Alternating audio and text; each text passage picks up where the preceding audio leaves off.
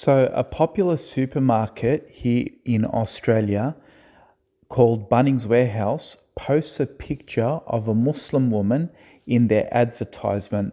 This is where, in Australia, a lot of these corporate big companies, they would advertise either feminists or people from the LGBTIQ and people from the Muslim community uh, as part of their inclusive programs.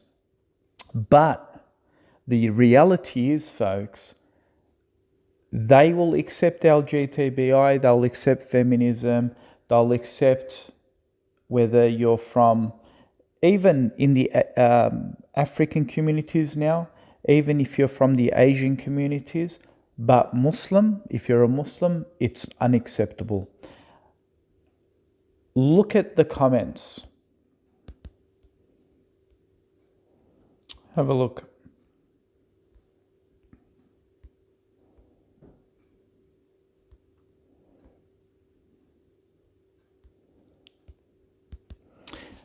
I'm not going to see her there, am I? There goes the pork sausages. DJ Edwards. Mark Faraday, Allah Snack Bar. Ray Ganem.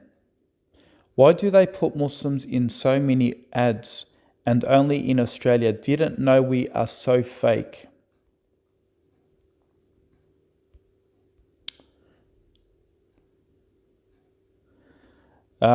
Nicholas says, frankly, this ad is appalling. Not a single sausage in the whole ad. What's with the musu? Well, just after women were killed for not wearing a headscarf. Very poor form, says Remo Sean.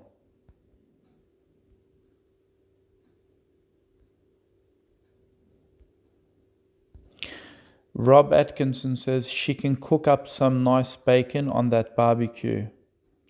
Jason says, is that furniture halal?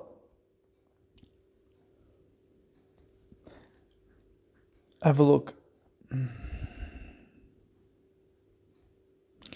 Peter says, Centrelink Lebo promotion.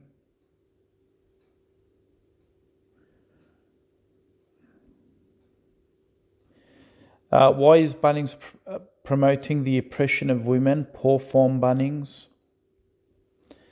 Chaina Bramble says, when did I move to Saudi Arabia? And look, 34 likes. 34 likes. So, you know how some people say, oh, we're not really racist. We're not really Islamophobic country. You know, we don't really, we're not like that. And, people say, oh, they're just a minority. These racists, these Islamophobes, they're just a minority. They're not a minority. He says, Mark Muro says, do Bunnings have a store in Lebanon now? Just asking for a friend. This is the way they treat Muslims, hijabis, okay? And these people have a go at Iran.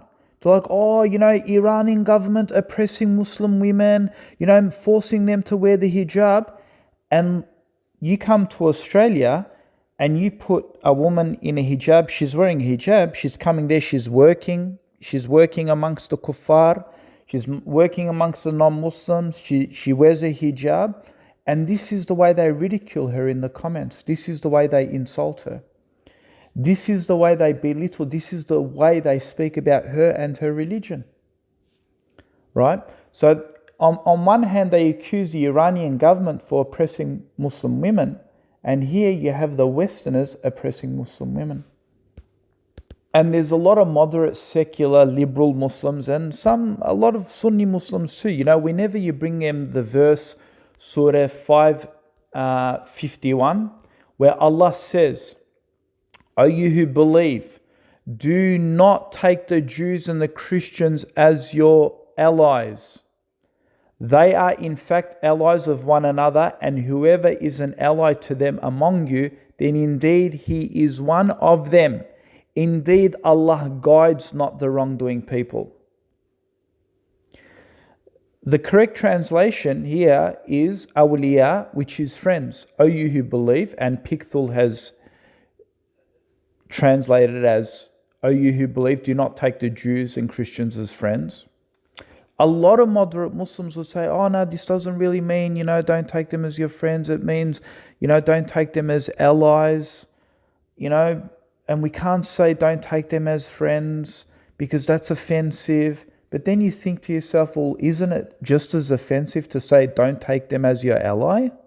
Because ally means friends as well. Ally means that you're in partnership together, for a common cause. You help that nation as an ally. Allah says that as well. Do not take them as allies too. So are you going to say what friends sounds offensive, but ally doesn't sound offensive? Allah says do not take them as your allies. Great Britain is the ally of Australia. Australia is the ally of America. Saudi Arabia can't be the ally of Australia. You can't. So are you going to turn around and say, oh, the Quran is being hateful? The Quran is illustrating to you the nature of the non-Muslims, the nature of them.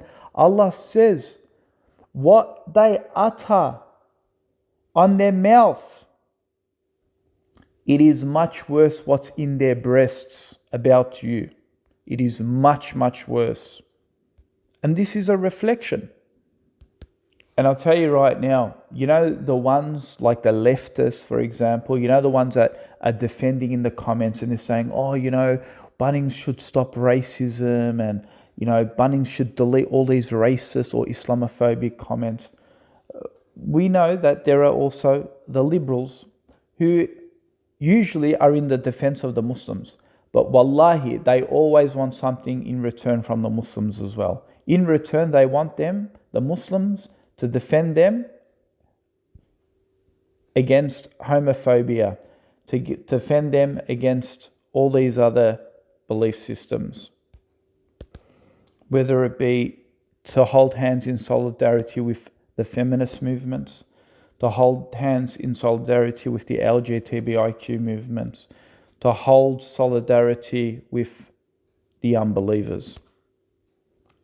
On their fight against Afghanistan, on their fight against Muslim governments, on their fight against President Erdogan. Yes. But unfortunately, these sisters, they will not understand. They will not understand. The brothers, unfortunately, will not understand. They'll keep talking about how they believe in this, cohesion, how they can integrate, how they can, they can hold on to their multicultural values. It's all a fantasy. Listen to this quote from Daniel Hakikato. He says, liberal secularists will say Sharia is evil. It makes non-Muslims live as second-class citizens. Also, liberal secularists, you better accept liberal secularism, otherwise will make you live as second-class citizens. Interesting, eh? And we'll conclude by this, by Daniel Hakikato. He says, the trickle-down theory of Muslim assimilation.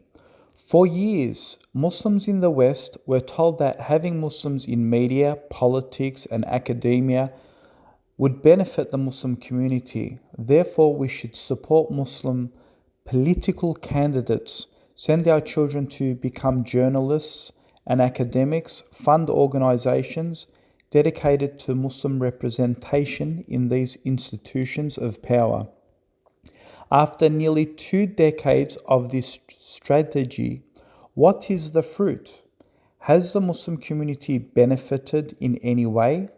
We have had many Muslims working for the White House, many Muslims elected to office, many Muslim professors, journalists, comedians, filmmakers, influencers.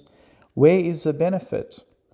All we see are liberalized cultural Muslims who barely have any connection to the larger community. Most of them are technically not even Muslim. They have no interest in helping Muslims in particular. That would be biased.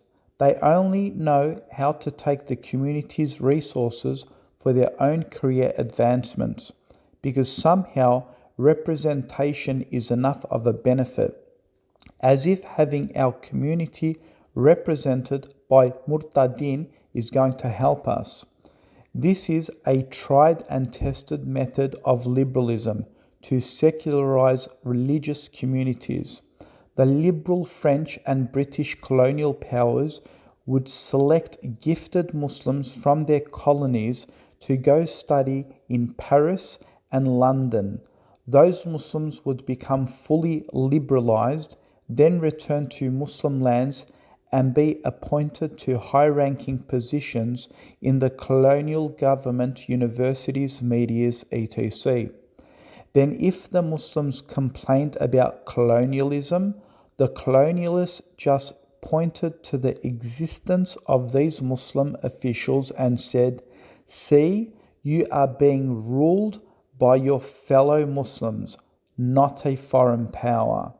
This is the deception you contribute to when you support Muslim politicians, media figures, and journalists.